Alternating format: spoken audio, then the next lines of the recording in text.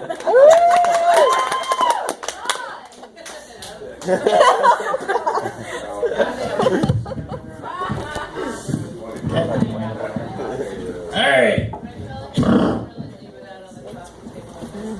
What? I did it. No, I did it.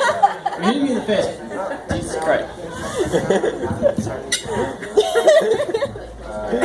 We're just going to do 4 minutes of this thing pointing at my dick. That's what we're going to do. Alright. Alright, this was an old one. I like it. If you don't like it, you suck. There's a name for my people, but I don't know what it is. Really?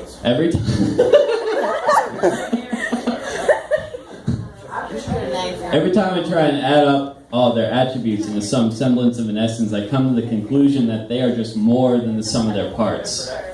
Maybe that's why, even though they have made their homes in faraway places, I keep them so close to my heart. The thing is, they were once hard to love. But even though they fell too far from the tree, and a single taste of their lives is often a one-way ticket to the understanding that Eden can be a real fucking fantasy, well, they say that bitter patience makes the fruit sweet. And these fuckers, they drink wine, and whiskey, and fucking Everclear with gasoline and napalm mixed in it. Well, mostly whiskey.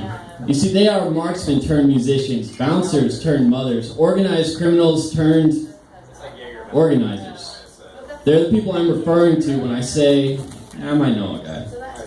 And my love for them is somewhat selfish in the fact that it is a very, very good idea to stay on their good side. That said, they are my blood brothers and surrogate sisters, and while they may have hammered their swords into plows, every bit of dirt rubbed in their wounds renews their vows. My people are medics with cancer, artists with anger issues, and the silver-tongued and empty-pocketed, self-reliant only so that others might lean on them. They are the victims of abuse that went on to dance burlesque and make PTSD and anxiety sexy. They are on the first-name basis with the people no one bothers to look at and are the first to see if there is more that they can do. Lastly, my people are the protagonists of stories that they don't like to tell but too few have heard. They sing the swan song of giving a damn like sirens on the shores of morality, and their guardian angels are Valkyries. Like I said, it's hard to be brief, but if I had to, I'd say my people are warriors with no need for war. They already spend every day throwing themselves against life itself as if suicide is not desperate enough for a cry for help. I mean, now that I think about it, the best way to describe my people is how their tombstone should read, tag, you're in.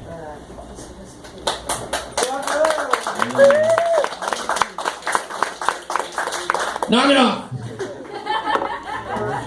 Raw. We love my dear. Alright, I don't have a name for this one. So if you have any good names, don't tell me. Sometimes I feel like I don't have skeletons in my closet. I feel like I'm in theirs. As if every morning they creak out of bed, take me off the hanger and pull me over their skull like a spider molting in reverse. Maybe it's because I spend my days washing the windows to other people's souls, all while trying to dodge their gaze. I know that most can't see the itch under my skin or the bruises these bones use to loosen the ties on my birthday suit, but I can't help but feel like if they looked hard enough, they would see the way my eye socket is more of a wrench wrapped around a mirror adorned with a toe tag labeled prey. Because that's what I do for a living. I hunt people.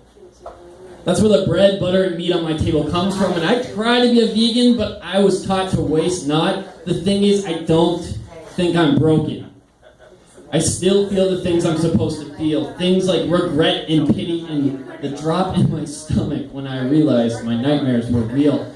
In fact, I'm all too human. The best way to check my pulse is still to grip my sleeve, and there are days when I would give anything, just to make like a tree and leave. But as a good Robert Frost probably didn't like to say, nothing gold can stay. And if fall is my least favorite season, then falling is the reason that I keep breaking borrowed bones in an attempt to save my prey for later, like I'm some sort of jacked up Tupperware lady trying to support a family of 4 because no one really checks the checks for child support. And the thing is, I just want more.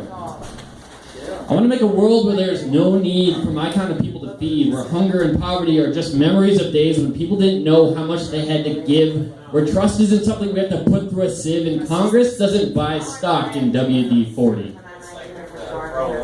But unfortunately, I'm rich with the knowledge that nothing gold can stay. And unless I get to gild my bones and leave my dreams out of my day, I'll always feel like a monster. So don't ask me how I live this way. Just ask me how my bones stay gray.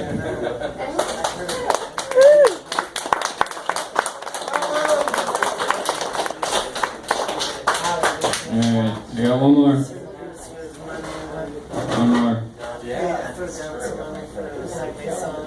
Actually, can I do two more? Is that alright? Ana más, por favor! Ana más? Sí, señor! I know it's not a word. Dos más. Okay. Alright. So let me try to explain. It comes in waves, like this. Like a hurricane behind my eyes and an earthquake in my fists. It comes and goes as quickly as I can give the bag. My heart is hanging me in a twist. Like I'm just saving something I don't want for later. Pressing the air out of myself so what's rotten doesn't get worse. Teasing the flies. It's like having a tiger's tail wrapped around my wrist, every beat of my pulse, a reminder that running is just not an option. It's like having trendy hair because my hackles are raised. It's the cackle and clank of shackles and chains holding me onto yesterday's mistakes. It's the sound your spine makes when a shiver runs down it. Like the footsteps sneaking up on you. Quiet. Quick. With hidden intent. It's like the switchblade jammed in the earth. It's proving a point literally. At least it wasn't stuck in your ribs. It's what liars always forget and the misled always find. It's graduating with honors, never being able to pay rent on time. It's just when I think things might finally be okay, and then, fuck! It's a 1-2 punch and then a kiss from the abyss. It's a knockout that keeps me up at night, like getting hugged from my own ghost. It's like biting a bullet made out of bitterness. It's tying my runway lights into promise rings so the vultures know where to go. It's something without a name that is somehow more than what I can just say. It's the feeling I get when I want to run away. For a while there, it was every day.